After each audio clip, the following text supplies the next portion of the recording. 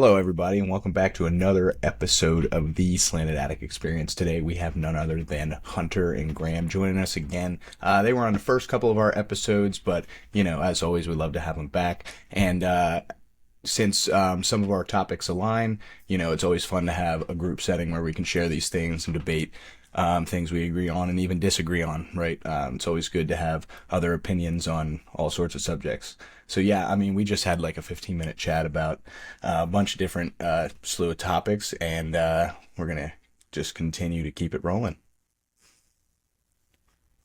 Sounds good. Just start off with the food and agriculture, I guess.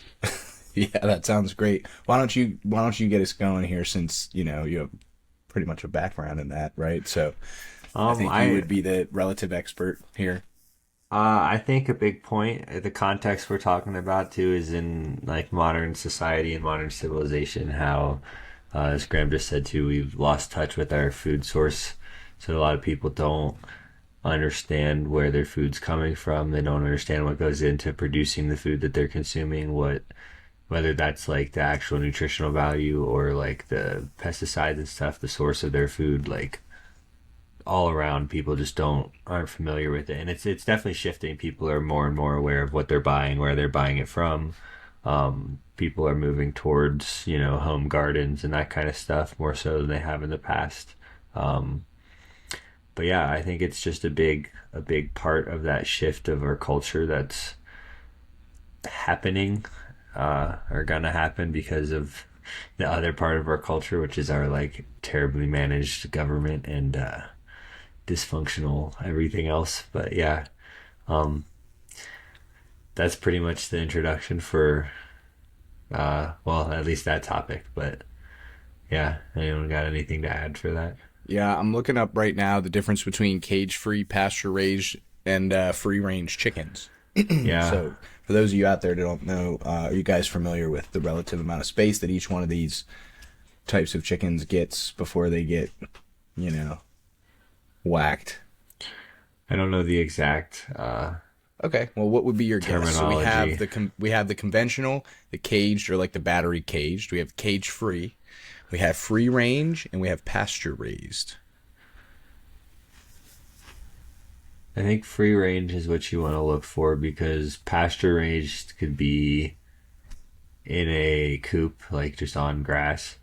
I It think doesn't. free range is the one that they try and because free range makes it seem like they can go anywhere, but it's really they're just all restricted in one area. So they're all probably outside, but they're all in a cage. Yeah. So So it's like pasture free raised is the range because other. they're walking Yes. around, but it's not really free range. Yeah, so pasture raised is the largest. Space per chicken is at least 108 square feet of outdoor Okay. space. Free range chicken is only 2 square feet. So basically, That's they give them a one by crazy. two. What they Two do? square feet. Yeah, yeah. So I think I was listening to a podcast or reading something, and apparently what they do is they put a little concrete little pad. They pour a little slab there, and that's 1 by 2 feet. And they have their 2 square feet, and that's where they can walk around. And then They they don't have even like put a them bunch on of fucking grass. cages. No. That's crazy. Yeah, and then even worse, we're getting down to the the Purdue, and what are some other brands? I don't want to just single out those guys because I know they suck, but Tyson's. yeah, Tyson, Tyson. another big one. Yep. Those Cage, are the really two the big huge, brands, I right? think. Yeah. Cage free is less than 1 square foot, and then conventional cage is 67 square inches. That's Yeah, that's insane. That's not even half of a square foot. Yeah, The square foot's and what, 144? That yep, would be, what's half of that? From 72. 144, 72. Yeah. Yeah. so Yeah, yeah, that's less less than than half. half a foot. That's And the crazy. most interesting thing I think, other than space, is the feed type. So all but pasture raised are being given corn or soy based diets. Excuse me. And then pasture raised can have grass, worms, and bugs because they have access That to enough outdoor space. that's actually a huge issue in the like in just animal livestock production in general. Everything's grain fed. And so a lot of the grains that we're growing in America, all the Midwest It's all cornfields, all that feed, shit, it's dude. feed corn. It's not even for us. So all the water that goes to that is going to growing food to feed our food that also need a lot of water. Cattle consume like you can Google the actual number, but they consume like a super high amount of gallons per day per cattle What is compared this? to like chickens or sheep or something The else, feed corn or the amount of water that they consume is what you were You, saying. Sorry, I missed that. I was looking something up.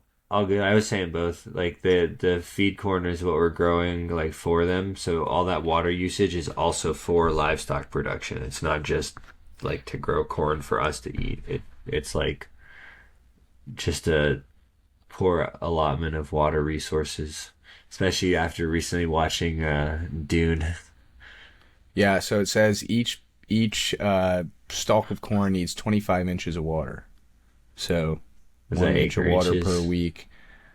I'm trying to find 60 crop production. This was in 2012 USDA. Crop production consistently used the most water, accounting for 63% of total water use in 2012.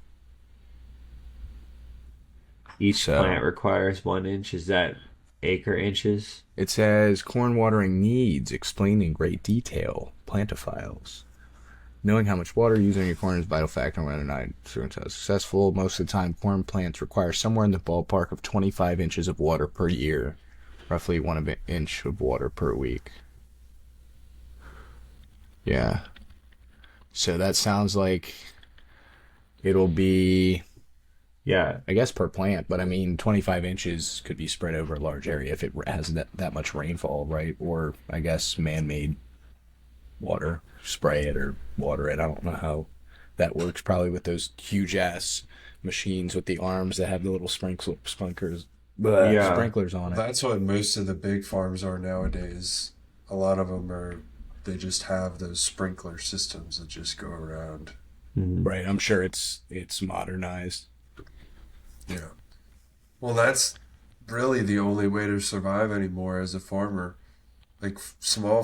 farms are pretty much non-existent anymore, especially with the you call them, I guess, like cash crops, um, like wheat and corn and things like that. It's all like you don't see very many small time farmers anymore, just local farmers. It's mostly, you Yeah. know, big agricultural farmlands.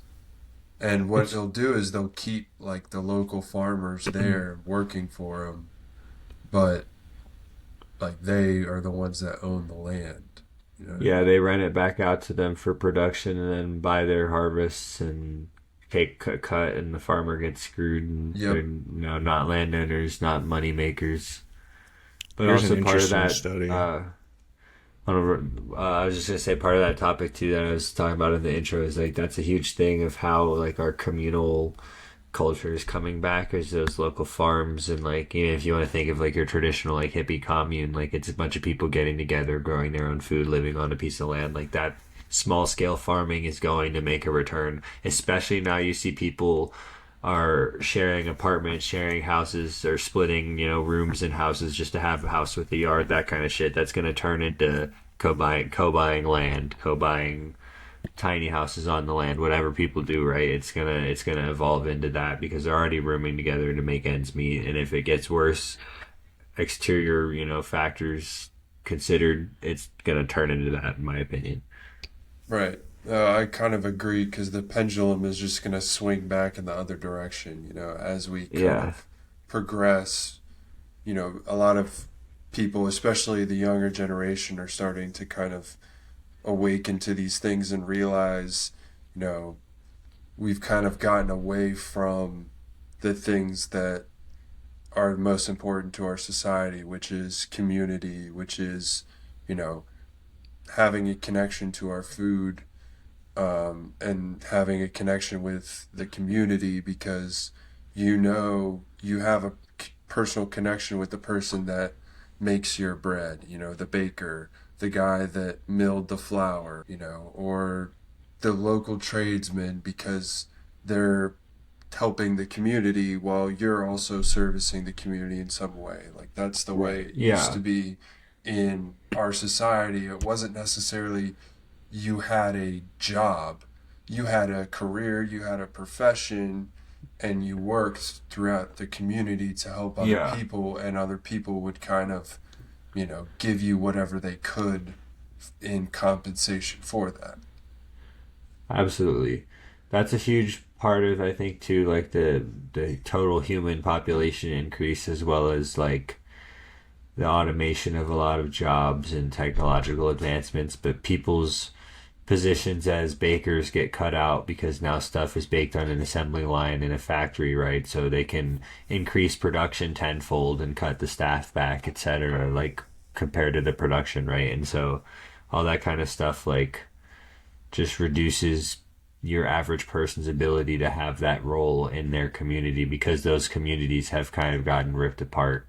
Like small town America obviously still exists, but like more and more people are migrating to cities for work because, you need to make rent and pay bills and do shit, and not everyone can be, the one town baker. And not to say that's not an ideal. Like I agree with that. I think that's what we should aim towards, and some people might call that like regression, but I think it's progress back towards how we had like a better culture in society, maybe what, 50 years ago or something. Not to say that, like, World War II and that kind of shit, like there was other stuff happening too, but like the like individual culture, I guess, was a little different.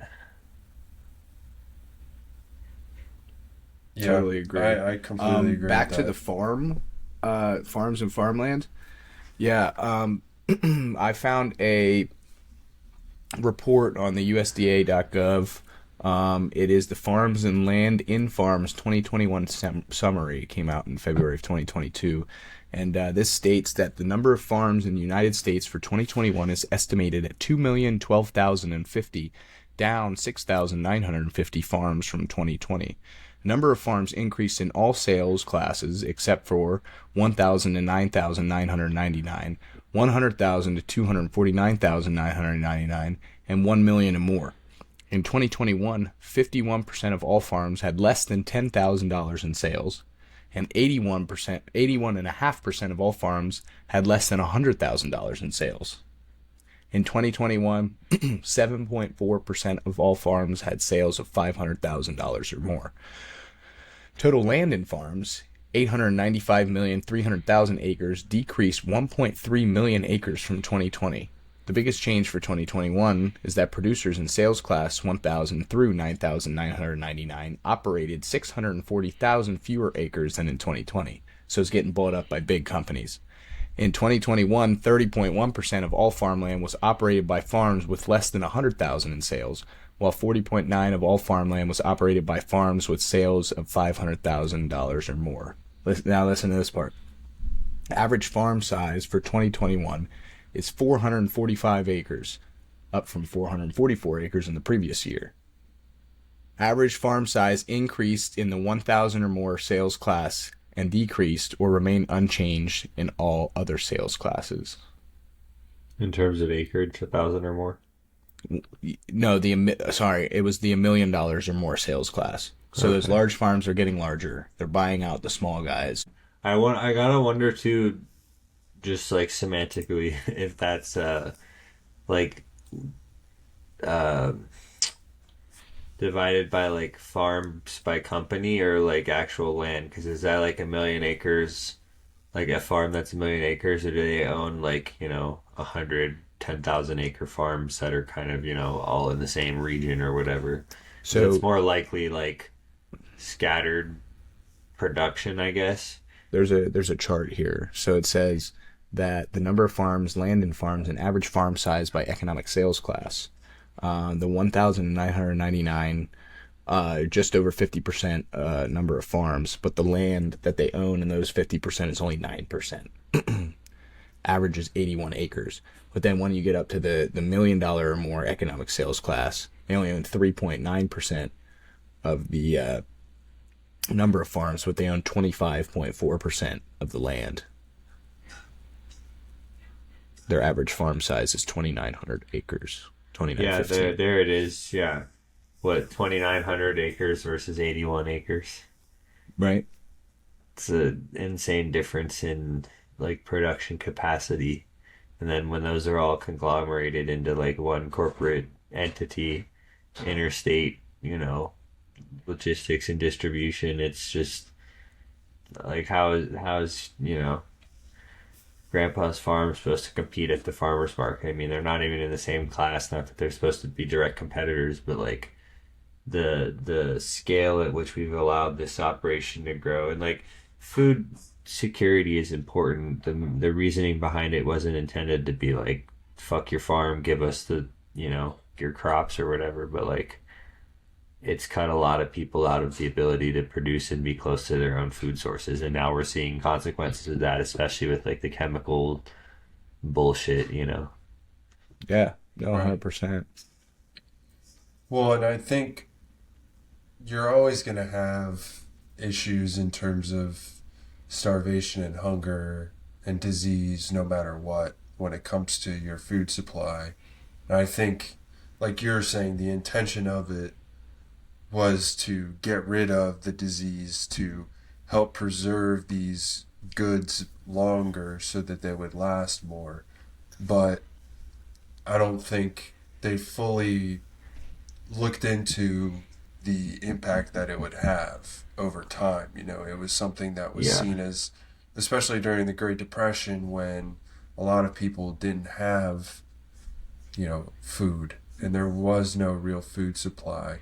The Yeah. the Dust Bowl that happened in Kansas during that time, um, there a lot of people, lost their farms completely and had to Mhm. move to a lot of them moved to California. And so there's a lot of things that I think were reasons why this happened, and they aren't necessarily negatives to an extent, but now we're at a point where, okay, this isn't the long-term solution. There Yeah. was a short-term solution that we had at this time. Now we need to kind of figure out a way to reverse this and get away from, artificial foods and all these types of chemicals and things that we're putting in our food that aren't helping us and they aren't healthy at all for us. So, Well, dude, Yeah. the fact that you mentioned the Dust Bowl, I'm reading this on the Library of Congress. Basically, we already fucked up all the farmland, and that's why the Dust Bowl happened. And we're doing Hmm. it again now. We've already this has already happened. Why can't we learn from our mistakes? You know what I mean? Yeah. and It quite I, literally says, yeah, that's the reason why. if you want to look up Overgrazing this and too, overfarmed. Yeah. this the same thing happened in Haiti. Oh So yeah. if you that it's the reason why they're so incredibly poor is because, well, one of the reasons it was they were the first and only uh, country to be um, created by slaves. It was started after a slave revolt. They revolted against the French. I forget the guy's name. If you could look that up, Tyler. Um, the leader of Haiti during that time. But they got independence as a country in 1810, I want to say. But the It, French had uh, been farming the land for about 300 years before that, and during that time, they had been farming the same land using the same crop over and over and over and over again, and it Hmm. completely destroyed the soil. It So then by drains the the time, nutrients. right, it drained the nutrients of the soil. So then by the time the Haitians got their independence and tried to grow crops, all the soil wasn't fertile anymore. And also, because they were a country full of slaves, a lot of countries, including the United States, didn't trade with them. They didn't recognize Haiti during that time. Yeah, and it left them economically disadvantaged. Right. I've And got the dude's name, but I don't know if I can pronounce it correctly. just Would you You know because see the it? I don't know it off Toussaint, the top of my head. Toussaint? Toussaint, Toussaint, Toussaint or yeah. Toussaint Toussaint. Louverture rose from slavery to lead the Haitian Revolution. Did So you he's a see the doctor picture for I a put second. in the Google Doc? It's on the bottom page. Damn, is that what is that? Wheat? So those are the grassland roots of the native grasses compared to the agricultural roots of the stuff that's harvested and planted every year.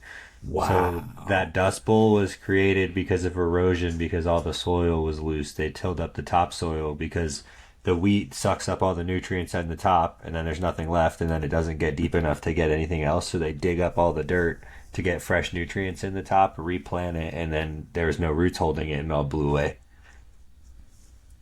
That's still how they do a lot of modern agriculture. They just, I guess, do it with tractors instead of by hand Which is or by absolutely horse. absurd. I mean, the fact that we haven't learned by now, but I mean, there are people that are doing regenerative farming and Yeah. practicing things that, are much more sustainable for the future. What do Yeah. you Well, think is, I guess, this is a question for Hunter. What do you think is like the most sustainable way for a community to farm so that it would be like if you were to create a community that could be self-sustainable and not have to rely on any food from the outside. yeah. Um, it's definitely tough. It depends on like your population size, but I mean, on even up to a couple thousand people, if you have enough like land space, you can definitely farm like the the problem with the big farms like that too is their practices because it's one farm now that's 2,900 acres. They use three combines and just drag the dirt and cut all the plants and it's done in 3 days and like that kind of shit. But like if you had the same area of field but it was worked by a couple hundred people and they were all on foot and they all practice the same care of like planting and not messing with the dirt and like all that kind of stuff. There's ways to go about it like that. Um, but Well, would just it in make? general to have, oh, go ahead. I said I was gonna ask, would it make sense to have like more smaller farms and then I kind think of I think sorry, go so ahead. for manageability is like the smaller properties are definitely easier to do for like a couple people. But that's exactly what I was gonna suggest too for that is like if you have a small town of a couple, 1,000 people, couple hundred people, whatever, you can do, you know, your specialties. So a couple people grow wheat and a couple people grow potatoes on a different farm, and like it's all done like that. Because that's another part of that is like a lot of the crops have different requirements in different seasons. One of the biggest things for that kind of sustainability is crop rotating, and like no-till practices, cover cropping, so they can do a lot of stuff with those fields. So say they plant wheat one summer or whatever, one winter, and then harvest it in the summer or spring rather, and they will plant corn in the summer. I think go over the summer and then back to that's harvested like too late to plant the wheat. So then they'll plant a cover crop over the winter like beans or something, and it'll regenerate the soil. Because beans are legumes, which put nitrogen back into the soil. They take it out of the air. Um, But anyways, they'll do stuff like that, and that'll regenerate. But so you can't plant the wheat every year; it's every other year. But then you can have a second field of the same size, and that can be offset so that one is always growing every year. So you always have a crop, but you're not using both fields at the same time for the same thing. But stuff like that can be done. And then obviously, if you have like a pond to use as a water source or for fresh stream or whatever, you can cut down on like water usage, just have it supplied, um, all that kind of stuff. But it's definitely possible. It's not necessarily easy to do, but the I little mean, coordination. what about the like introduction of more artificial intelligence and automation and technology that what about like hydroponics and like things that we can do to prop up these large scale farms to be much more sustainable while also, for the people that want to be bioavailable and go out and farm their own shit also have, large capabilities to do so. I mean, wouldn't that be much more sustainable of a concept? I mean, but I don't think we'd ever see that. It would be too expensive and take too Yeah, much ingenuity, probably. it's Have not to hire even that it research and couldn't development. happen or it's too expensive. The money's definitely there to do it. It's about these companies' willingness to allocate resources from their C suites into their companies to actually make like environmental effects and changes throughout the whole production. Because when they own, hundreds of acres of millions of acres of farmland across, 10 states or whatever, it's not me going to work every day that's going to make a difference being green conscious or whatever, right? Like that's Right. got to come from the top down in their whole system of operation. And you're not going to see that without a financial incentive. That was another thing I was going to add real quick just to what we were talking about a second ago is like that's a big problem with those like the food security thing. Yeah, anyone could go to the grocery store and there's, 10 packs of bacon and whatever you want, right? But can you afford it? Because a lot of people can't even afford the food now because it's gotten out of hand in terms of like the price caps and stuff. Like there's no regulation on that kind of stuff, or there's subsidies so farmers don't have to like charge certain things, but that also affects like the local producer's ability to compete because they can't be selling their honey jars for $4 because then how are they going to go to the grocery store and buy meat or whatever they're not producing themselves? That's Right. why those communities need to have the more barter trading type relationships with your Right. local whatever's local And community. I mean, you see that around areas of smaller communities like flea markets and like farmers Yeah, markets and stuff like that. But back to your point, like, the large honey companies are producing stuff at such massive scale that they can sell their honey for $2.50 and make an even larger margin because they're selling 50,000 units of honey, right? Compared to the yeah. 15 that your local guy has to sell to his buddies, Well, right? a big part of that too is they're producing it in Mexico where they can pay people not $15 an hour, and Right. maybe Putting that's it great for in, them. they're putting it in little plastic containers that aren't reusable. Leaching cancer. Whereas Literally, I mean, a local honey company is gonna put it in glass because, Yeah, like most local companies, they put their stuff in glass. They don't use but plastic.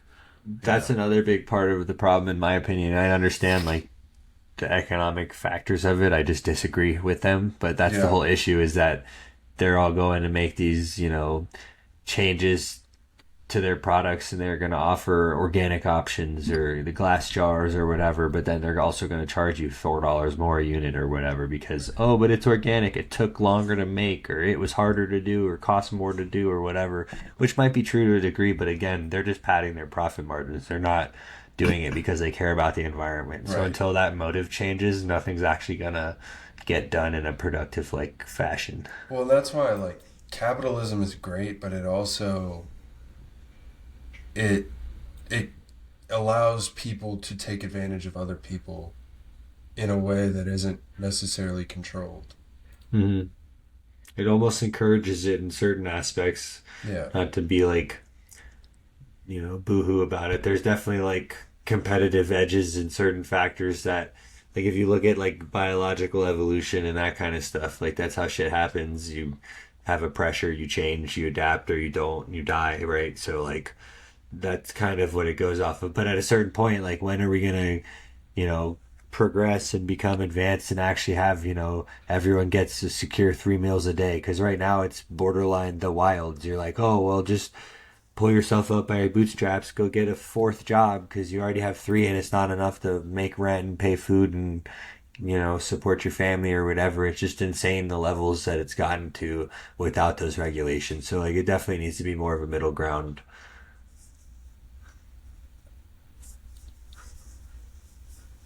Yeah, there's got to be something that because the longer we go where, AI takes more control and our food supply goes further away from us and we become less and less connected, there's going to be problems.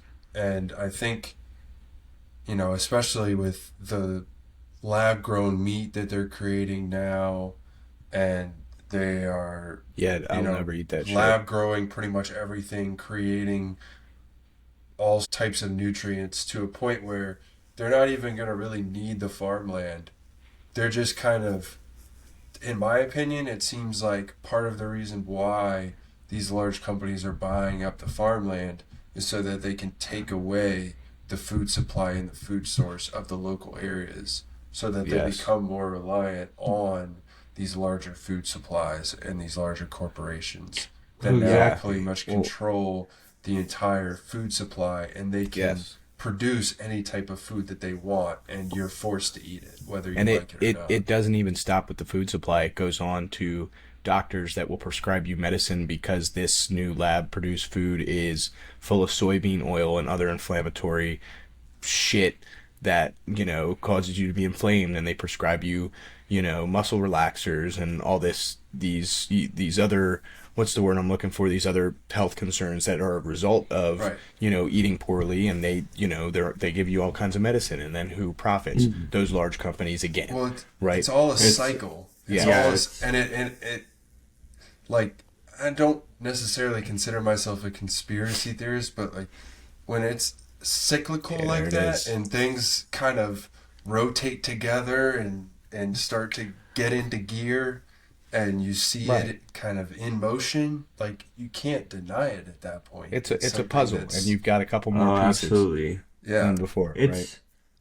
It's definitely intentional, and whether or not it started out as like a maniacal plan to like focus all the wealth and power or whatever, but like that's inevitably how it was going to turn out because of its design and what it encourages people to do to succeed and to take advantage of others and to just benefit off the labor of everyone else. I mean, that's just how it goes bottom to top, right? Like we go into work, we do our jobs, we're there 8 hours a day, whatever, and what your boss's boss is at work for 2 hours a week and golfs and has a yacht, and like why? Because he's the CEO. What they actually do, like I don't know. And it's not to deny there's like actual work and other shit that goes into running these mega companies and shit, but that's the whole point. Is like there should be limitations on how large they can be, because I mean we have companies making more money than like entire countries and I have mean, like way, individual way humans. more, I'm sure. Yeah, like I mean, individual humans with influence over like entire governments, because we have lobbying and they can just take money.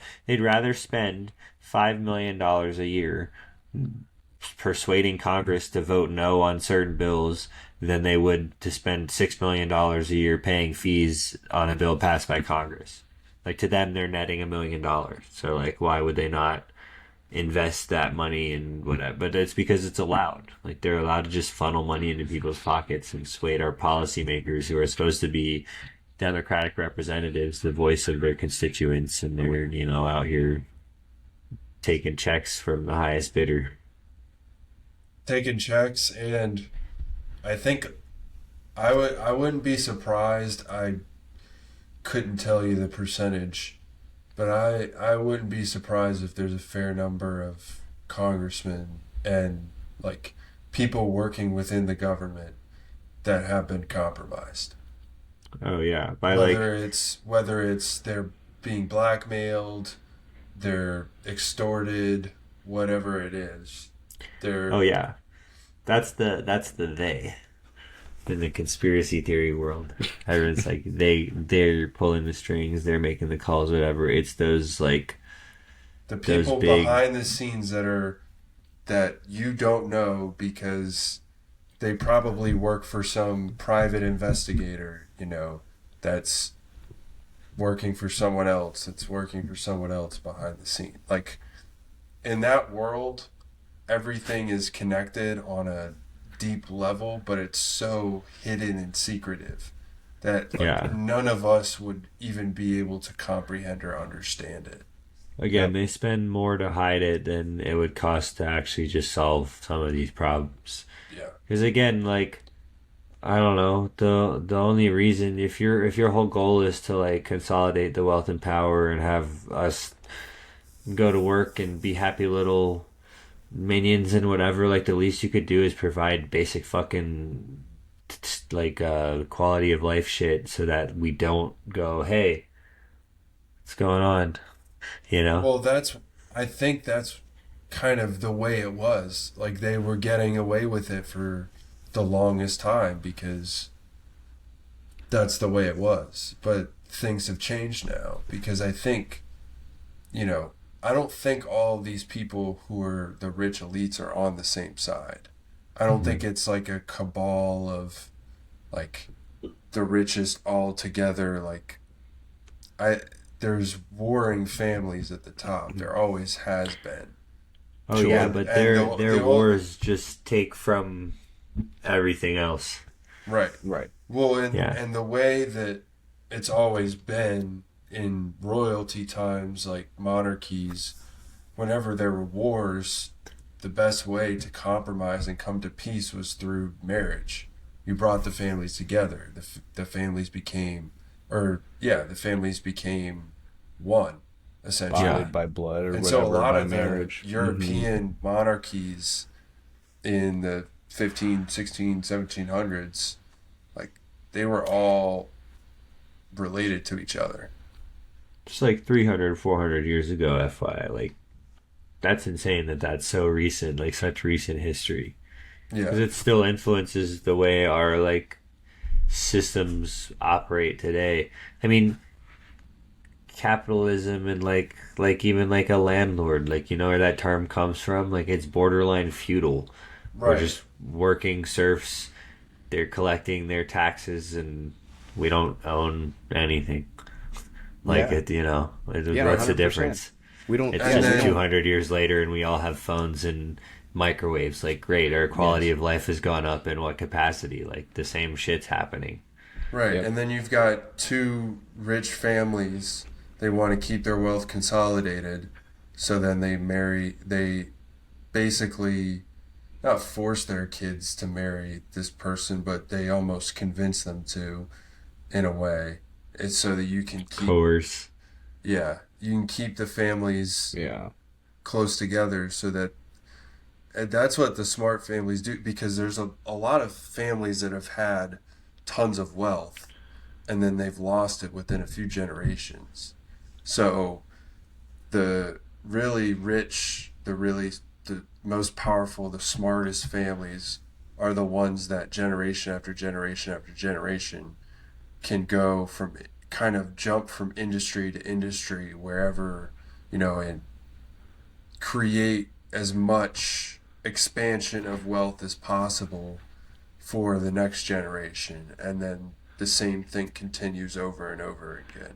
Oh yeah, and it compounds. So the more they have asset production, the more they can make and continue to invest in asset production and ownership of stuff, etc. But yeah, that's why it's crazy. Because yeah, like 200 years ago, they just married a few kids off to a few people, owned or were like in the royalty of like 7 or 8 countries or whatever, still are, and yeah, now own like half the. I'm sure assets, factories, facilities, the land that they're on at the very least, like, those resources.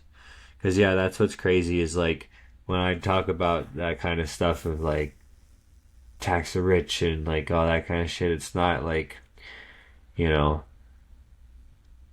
people that make 1 million a year or, have a Right. couple million in the bank. It's like They're already being taxed billions appropriately. of billions of billions of Yeah. dollars, like generational family wealth, like that kind of shit. Because it's not that it needs to be like broken up or taken away from them, but like it just needs to be reallocated to a degree so that like the baseline isn't homelessness and starvation. Yeah, Right. they're Like we they're could do a little better than that. they're the ones taking the most from society. Why are they not paying back into it? I think. Yeah.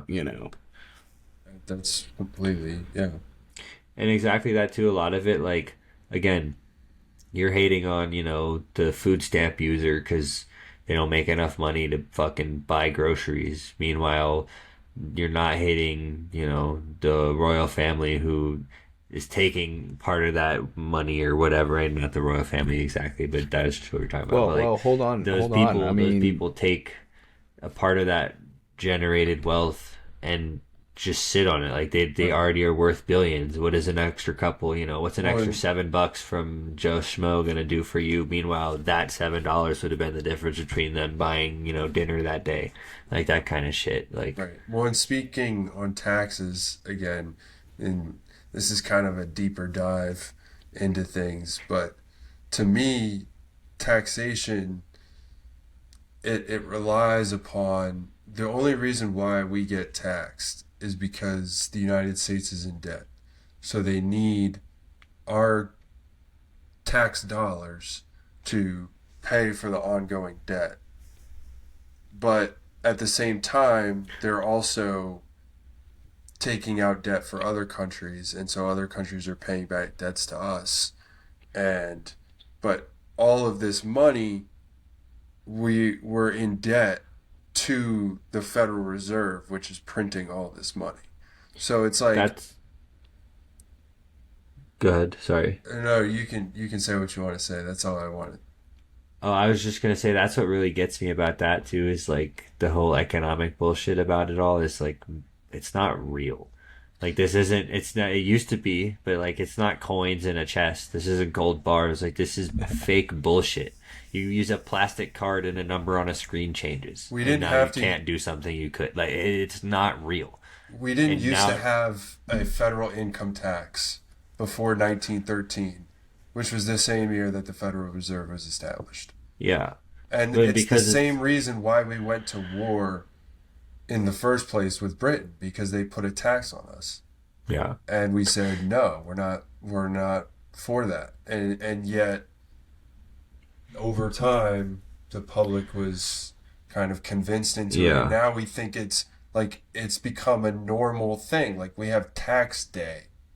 It's like yes. we never yeah. that didn't used to exist, Not you know. only that, but they won't even provide the information they have to us. We have to pay third party companies who lobby the government to stay relevant to do our shit so that we can get our magic bullshit and get either paid, have to pay, or get our fucking interest free loan back. Yeah. And So, guess what? sometimes You get it I'm like wrong. watching all this stuff go on Jail. as I'm Yeah. growing up, and I'm thinking to myself, like, do my parents not see this? Like, are they not seeing the same thing I'm seeing? Like, how can you see all this that's going on and like Yeah. not To say anything? yeah. To be fair, and a lot of that, like they just grew up in a different world. So like Yeah, to them, not specifically your parents either, but like to that generation too, they look at us saying that kind of stuff and are like, "Yeah, you're just being dramatic." Like I felt that way too, and it's like, no, but like it's different now, and it's not just. And that I think a big part of that too is like we've talked about before, social media and us doing shit like this. We live in different states and different areas, and are still sitting here having a conversation about it, like we're hanging out after a class one day or whatever, right? So like, you know we have this access to information and ability to communicate with fellow like people in our situations are like, hey, are you see this too? And you're like, yeah, I fucking see it. Well, thank God I'm not crazy, right? And you're like, no, oof. Like but that shit's happening, and we're like fucked. And I don't know, a lot of us aren't gonna just sit here and be like, oh, I guess that's the way the cookie crumbles. Like, no, we're gonna be like, hey, this is a problem, and that's what you can do about it. Why aren't we? Let's fucking do something, man. You know?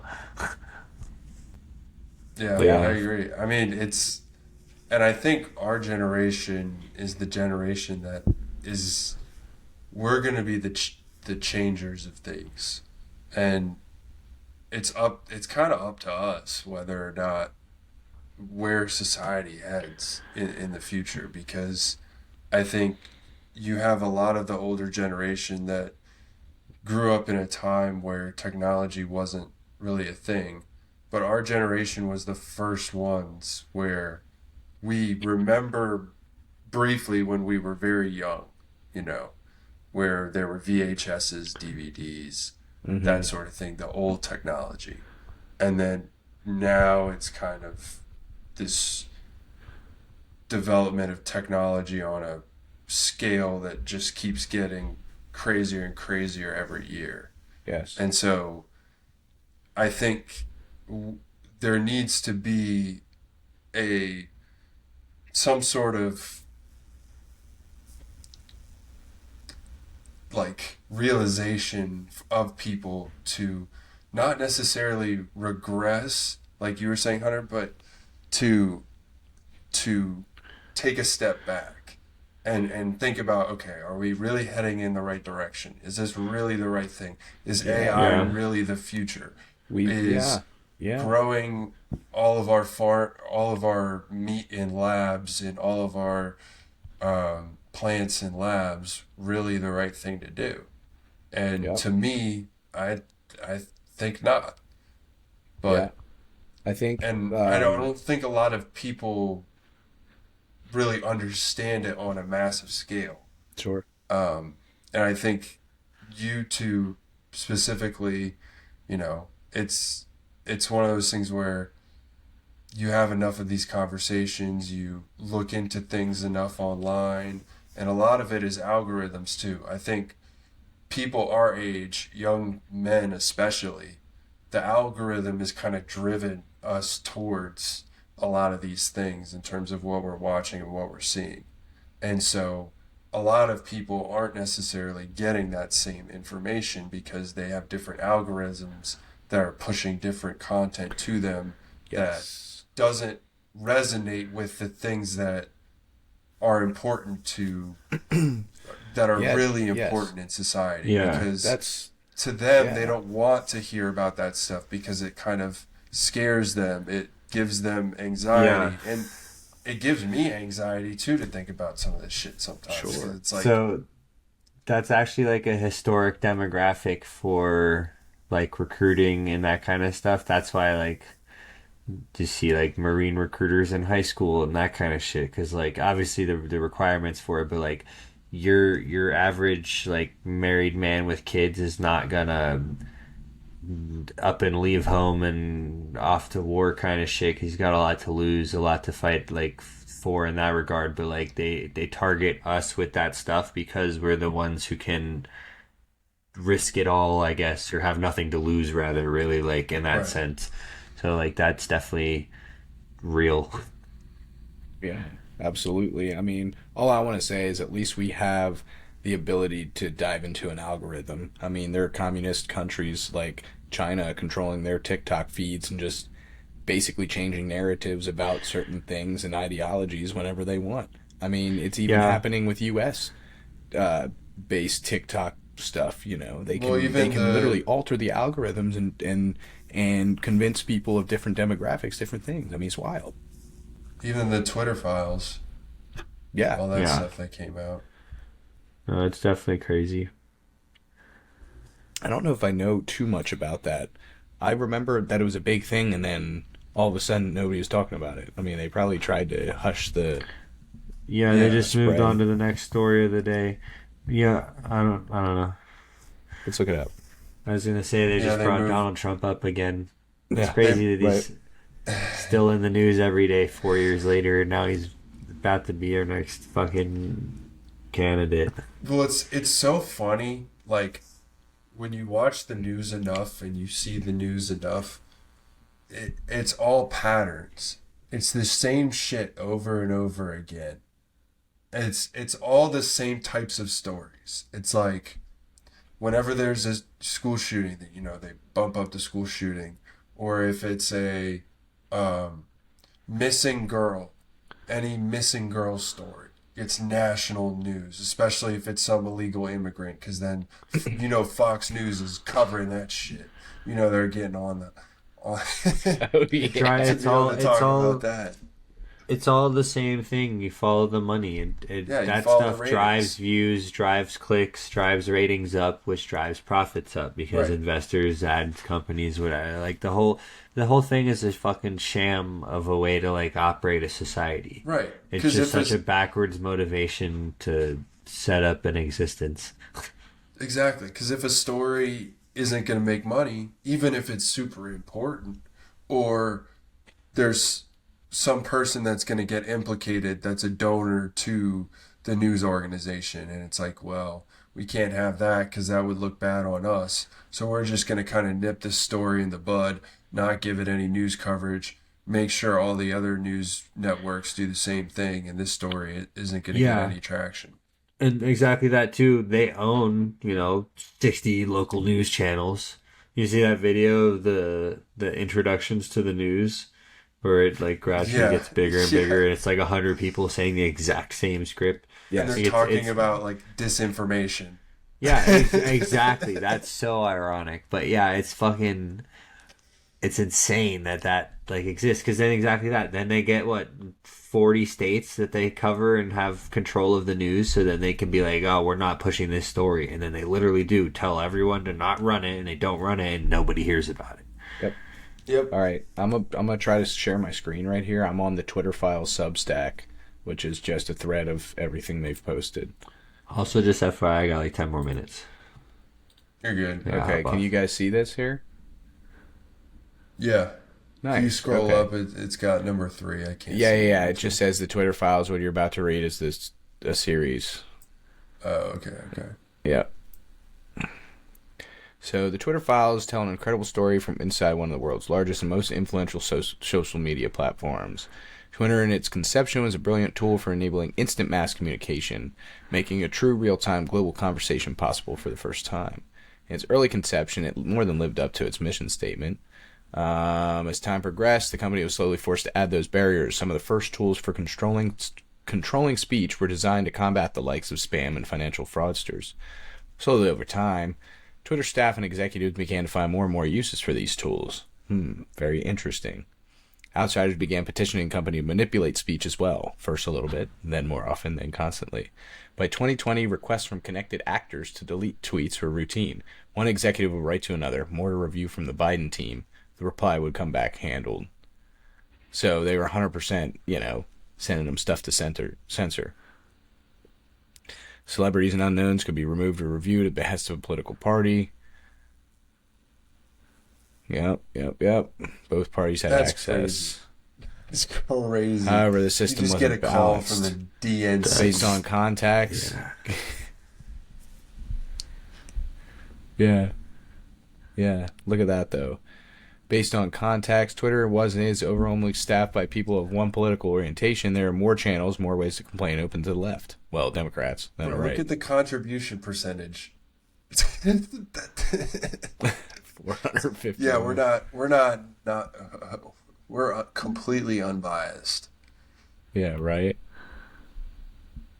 99.73. And in 2018, it was 96. Wow, man. That's crazy. Visible in the documents you're about to read. However, it's also in the assessment of multiple current and former high-level executives.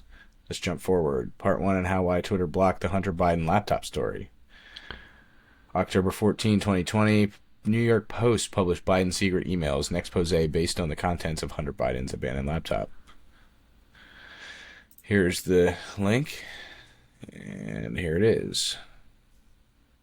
Okay, let's go back.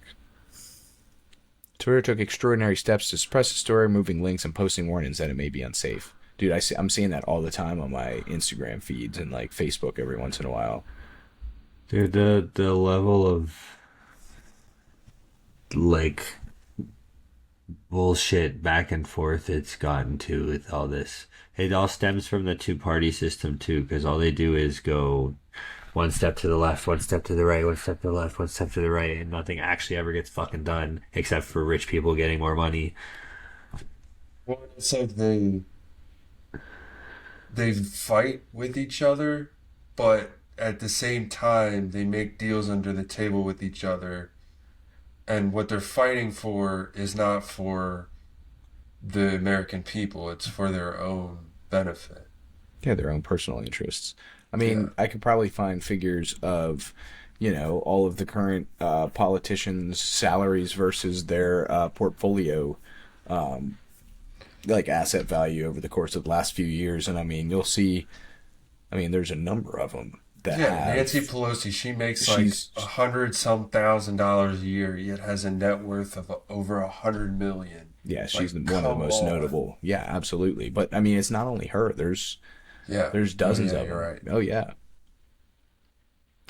So yeah, this is a lot of interesting information. I would encourage the people listening to this episode to, you know, look at all the links that we're posting below. Do your own research on things like this because, this isn't something that we can just tell you about, right? Like, yes, we can explain our opinions and try to convince people to, have relative amount of open-mindedness. But, at the end of the day, it's up to each individual person to make up their mind and to decide something for their own beliefs about a certain topic.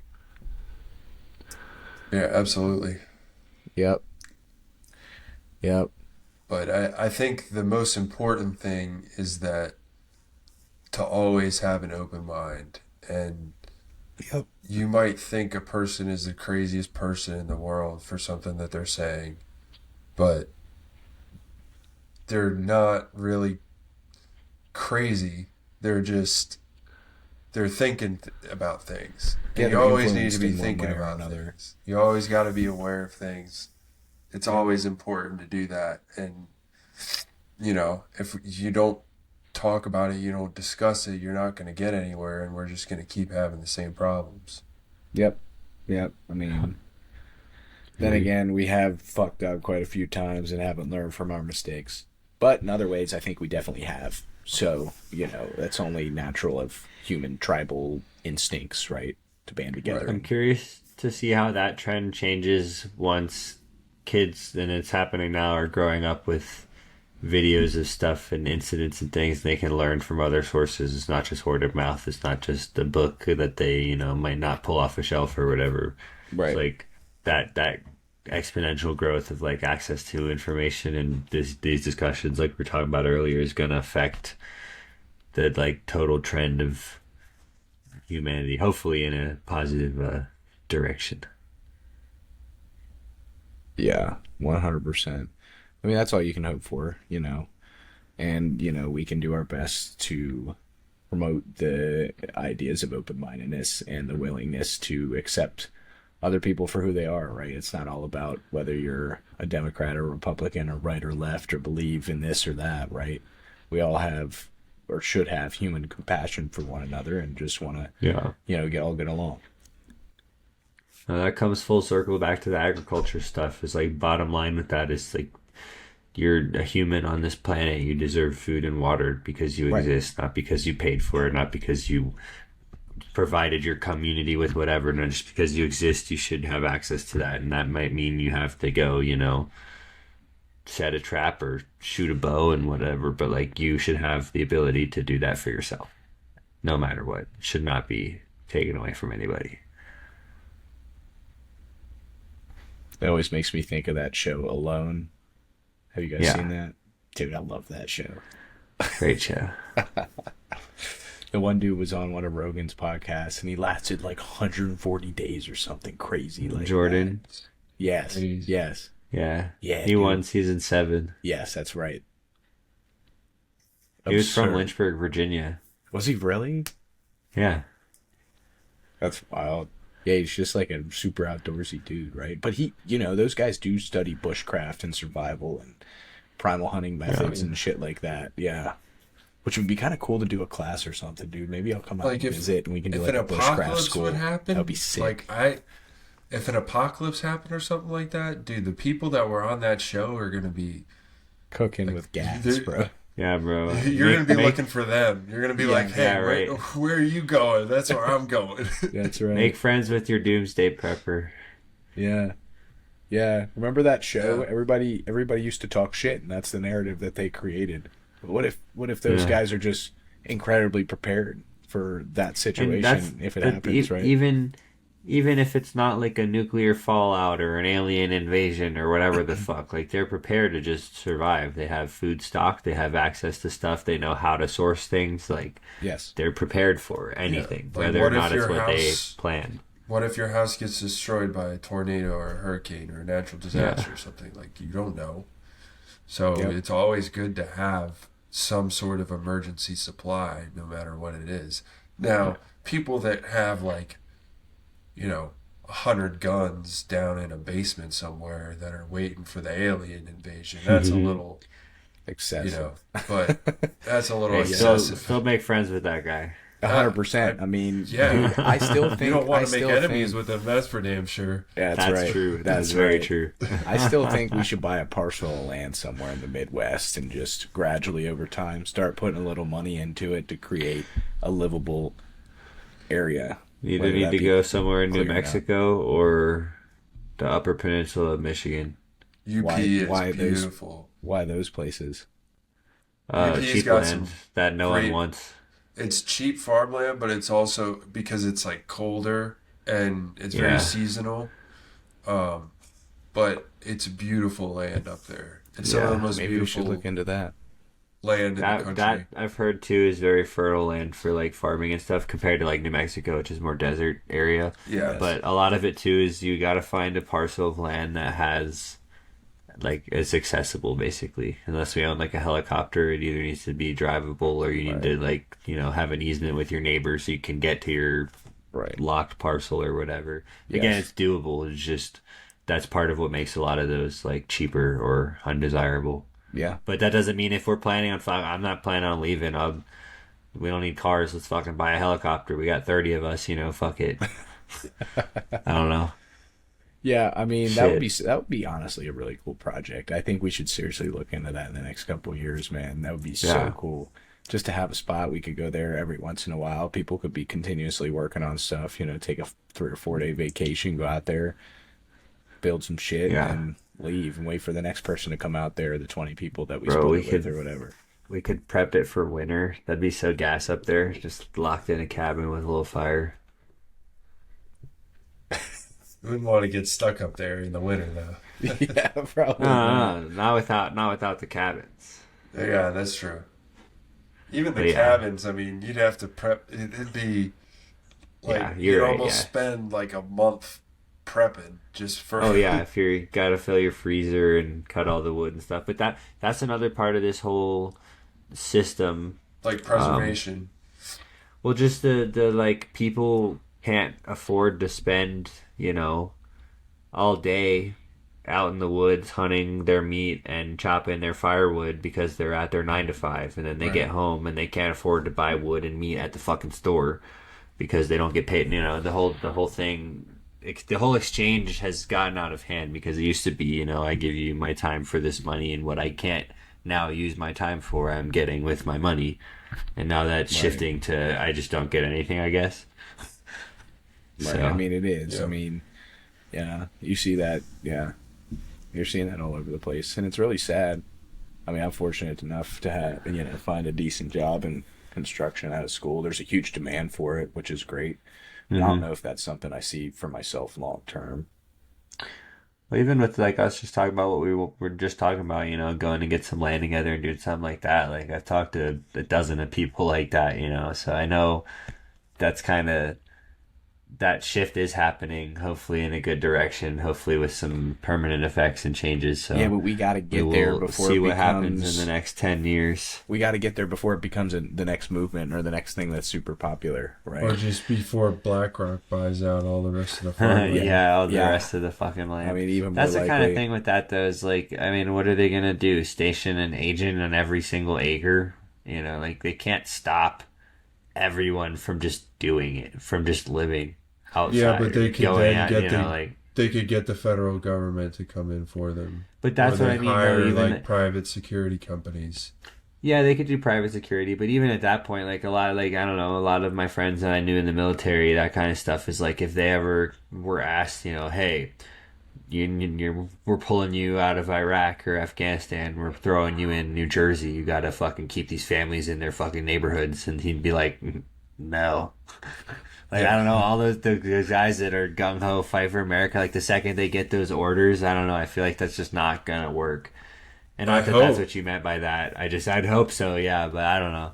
I'd hope, Yeah, but it's that's just- Yeah. that's the one thing that I think is kind of scary to me is that I don't know how much more time you got, Hunter, but I just wanted to say this one thing real quick. Yeah, go for it. For in terms of like the illegal immigration problem and all the immigrants that are coming in, I th- I have a feeling that part of the reason, I don't think it's the full reason. I think part of it is shortage of labor, which is why like these massive companies, they have work labor shortages, so they need more people to come in to work. Hmm. And then also another part of it is I think they're wanting a lot of the people are 18 to 30 Military military age age men, males. and they're going to allow these illegal immigrants to join the US military, In especially as we're exchange heading. for citizenship. Yeah, Citizenship, yeah. exactly. Because a lot of the younger generation, like people our age, if you asked us to join the military, if we go to war somewhere, we're going to tell you to go fuck yourself. You know, we'd be Yeah. like, no, I'm not going to fight for some war that's going to just give more people profit, and it's not really for a purpose that I believe in or have any like reason to Yeah. want to support.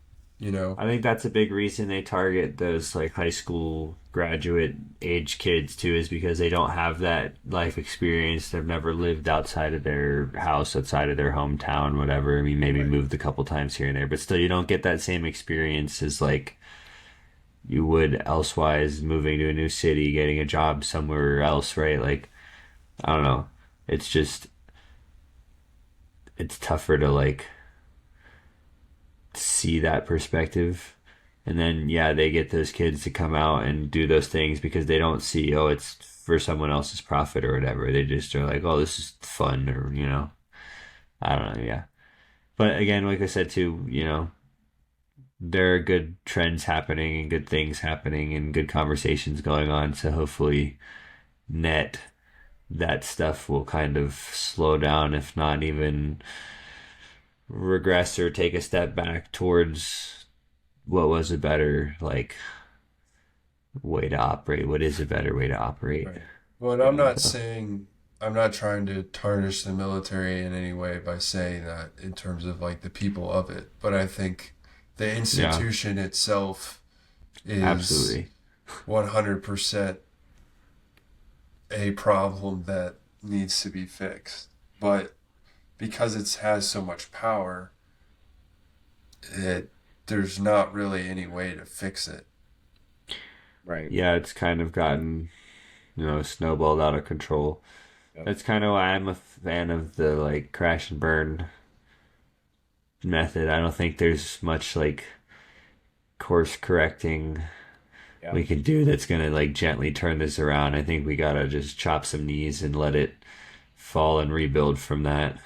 Yeah. And hopefully that doesn't mean, with like the Palestine stuff and the uh, Ukraine stuff going on, that like that doesn't entail like a full blown World War III. But like if that's what it takes, if I'm not around to see the end of it, hopefully it changes something for people later on, right? Like that's the goal. So Yeah.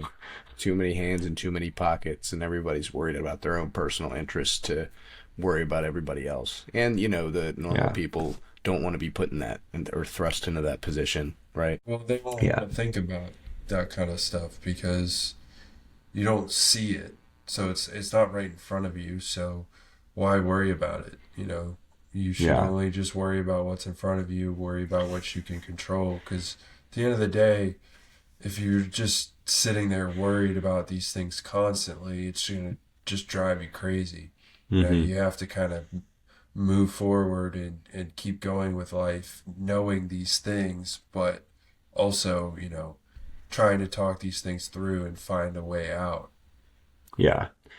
No, exactly that too. I think that's the double-edged sword of it, because on the flip side of that, you have all this stuff in your phone, in your face all the time. So like it is in front of you, and it is something that's affecting your mood, whether or not like, you're at risk of a bomb falling on your house because of where you live geographically. Like you're seeing that happening, right? So it's something you're concerned about. It's something that's the start of those global scale changes happening is people outside of those regions of effect being concerned and being able to be like, hey, that's fucked up. We should, do something there. We should go here and do that. And again, that leads to, world wars and the whole interaction. But like, I don't know.